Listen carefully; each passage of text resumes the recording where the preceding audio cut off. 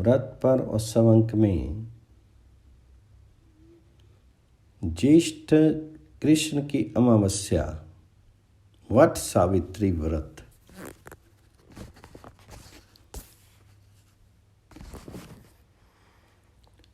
What they've वृक्ष है। What वृक्ष के मूल में भगवान ब्रह्मा, मध्य में जनार्दन विष्णु तथा अग्रभाग में देवादिदेव शिव स्थित रहते हैं। देवी सावित्री भी वट वृक्ष में प्रतिष्ठित रहती है। इसी अक्षय वट के पत्र पुटक पर प्रलय के अंतिम चरण में भगवान श्री कृष्ण ने बाल रूप में मार्कंडेय ऋषि को प्रथम दर्शन दिया था। प्रयागराज में गंगा के तट पर वेणी माधव के निकट अक्षय वट प्रतिष्ठित है। भक्त शिरोमणि तुलसीदास ने संगम स्थित इस अक्षय वट को तीर्थराज का छत्र कहा है।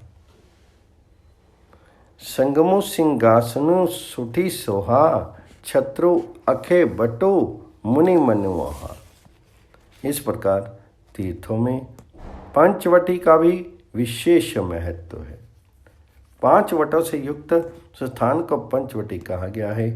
कुंभज मुनि के परामर्श से भगवान श्री राम ने सीता एवं लक्ष्मण के साथ वनवास काल में यहाँ निवास किया था। हानिकारक गैसों को नष्ट कर वातावरण को शुद्ध करने में वट वृक्ष का विशेष महत्व है।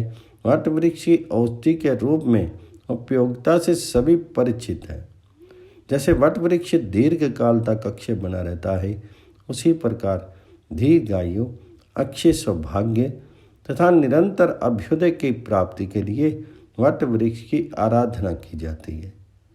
इसी वट वृक्ष के नीचे सावित्री ने अपने पति व्रत से मृत पति को पुनः जीवित किया था।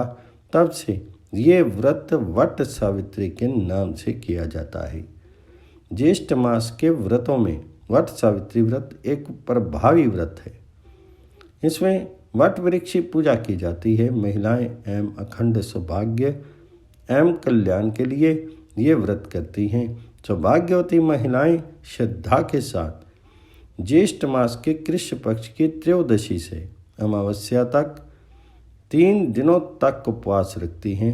त्रयोदशी के दिन वट वृक्ष के नीचे व्रत का इस प्रकार संकल्प लेना चाहिए। इस प्रकार संकल्प करके यदि 3 दिन उपवास करने की समर्थ ना हो तो त्रयोदशी को रात्रि भोजन, चतुर्दशी को आयाचित तथा अमावस्या को उपवास करके प्रतिपदा को पारण करना चाहिए। अमावस्या को एक बांस की टोकरी में सप्त धान्य के ऊपर ब्रह्म सावित्री तथा दूसरी टोकरी में सत्यवान एवं सावित्री की प्रतिमा स्थापित करके वट के समीप यथाविधि पूजन करना चाहिए। साथ ही यम का भी पूजन करना चाहिए। पूजन के अनंतर स्त्रियां वट की पूजा करती हैं तथा उसके मूल को जल से सींचती हैं। वट की परिक्रमा करते समय 108 बार या यथाशक्ति सूत लपेटा जाता है। नमो वैवस्वताय इस मंत्र से वट वृक्ष की प्रदक्षिणा करनी चाहिए। अवैधव्यम च सौभाग्यम देहि त्वं मम सुव्रते पुत्रांच सौख्यम च गृहान अर्ध्यम नमस्तुते। इस मंत्र से सावित्री को अर्घ्य देना चाहिए और वट वृक्ष का सिंचन करते हुए इस प्रकार से प्रार्थना करनी चाहिए। वट सिंचामि ते मूलम श्रीलेर अमृत में यथा शाखा पर शाखा अभिवृद्ध्य अस्सी तम महितले तथा पुत्रैश्च पौत्रैश्च संपन्नम कुरु माम सदा। चने पर रुपया रख करके बायने के रूप में अपनी सास को देकर के आशीर्वाद दिया जाता है। सौभाग्य पिटारी और पूजा सामग्री किसी योग्य ब्राह्मण को दी जाती है। सिंदूर, दर्पण, मोली काजल, मेहंदी, चूड़ी, माथे की बिंदी, हिंगुल, साड़ी, सरनाभूषण इत्यादि वस्तुएं एक बांस की टोकरी में रख करके दी जाती हैं। यही सौभाग्य पिटारी के नाम से जानी जाती है। सौभाग्यवती स्त्रियों का भी पूजन होता है। कुछ महिलाएं केवल अमावस्या को एक दिन का ही व्रत रखती हैं। इस व्रत में सावित्री सत्यवान की पुण्य कथा का श्रवण करती हैं। कथा इस प्रकार है। एक समय की बात है कि मद्र देश में अश्वपति नाम के महान प्रतापी और धर्मात्मा राजा राज्य करते थे। उनके कोई संतान नहीं थी। पंडितों के कथन के अनुसार राजा ने संतान हेतु यज्ञ करवाया। उसी के प्रभाव से कुछ समय बाद उसे कन्या की प्राप्ति हुई, जिसका नाम उन्होंने सावित्री रखा। समय बीतता गया, कन्या बड़ी होने लगी। जब सावित्री को वे खोजने के लिए कहा गया, सावित्री को वर खोजने के लिए कहा गया, तो उसने ध्युमतसेन के पुत्र सत्यवान को पति रूप में वरण कर लिया। इधर ये बात जब नारद जी को मालूम हुई तो वे राजा अश्वपति के पास आकर बोले कि आपकी कन्या ने वर खोजने में बड़ी भारी भूल की। सत्यवान गुणवान तथा धर्मात्मा अवश्य है, परंतु वह अल्पायु है। 1 वर्ष बाद ही उसकी मृत्यु हो जाएगी। नारद जी की बात सुनकर राजा उदास हो गए। उन्होंने अपनी पुत्री को समझाया, पुत्री, ऐसे अल्पायु व्यक्ति से विवाह करना उचित नहीं है, इसलिए तुम कोई और वर चुन लो।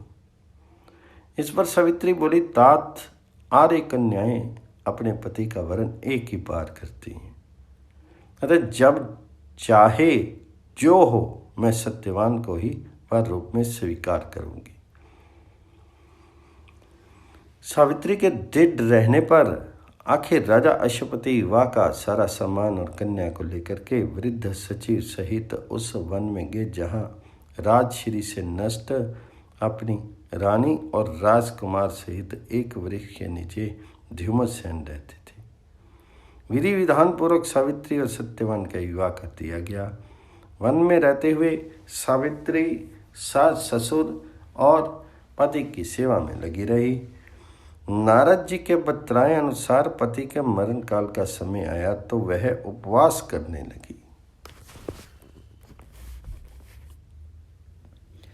नारद जी ने जो पति की मृत्यु का दिन बतलाया था, उस दिन जब सत्यवान कुल्हाड़ी लेकर लकड़ी काटने के लिए वन में जाने को तैयार हुआ, तब सावित्री भी अपने सास ससुर से आज्ञा लेकर के उनके साथ वन को चली गई। वन में सत्यवान ज्यों ही पेड़ पर चढ़ने लगा, उसके सिर में असह्य पीड़ा होने लगी। वह सावित्री की गोद में अपना सिर रख करके लेट गया। थोड़ी देर बाद सावित्री ने देखा कि अनेक दूतों के साथ हाथ में पाश लिए यमराज खड़े। यमराज सत्यवान के अंगुष्ठ परमान शीर को लेकर के दक्षिण दिशा की ओर चल दिए। सावित्री भी यमराज के पीछे पीछे चल दी।